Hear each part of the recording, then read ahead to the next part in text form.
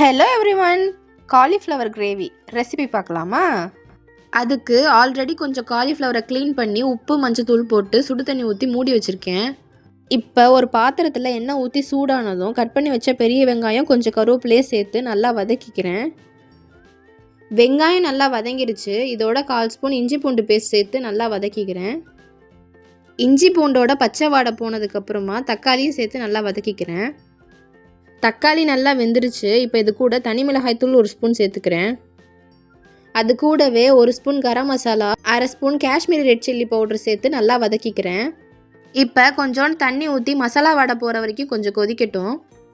இப்போ கிரேவிக்கு தேவையான அளவு உப்பு சேர்த்து நல்லா வதக்கிட்டு கொஞ்சம் கொத்தமல்லியும் சேர்த்து நல்லா வதக்கிக்கலாம்.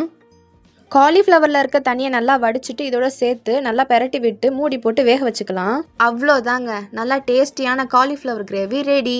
சாம்பார், ரசம், வெரைட்டி ரைஸ் எது கூட வேணாலும் இதை தொட்டு சாப்பிட்லாங்க. டேஸ்ட் அல்டிமேட்டாக இருக்கும். ஸ்கூல், காலேஜ், ஆஃபீஸ் போகிறவங்க ஃபேமிலி மெம்பர்ஸ்க்கு இதை கொடுத்து விட்டு பாருங்களேன். கொடுத்து விட்டு தான் பாருங்களேன். நீங்களும் இந்த ரெசிபி உங்கள் வீட்டில் ட்ரை பண்ணிவிட்டு எப்படி இருந்துச்சுன்னு கமெண்ட் செக்ஷனில் சொல்லுங்கள். நான் வேறு ஒரு வீடியோவில் பார்க்குறேன். பாய்.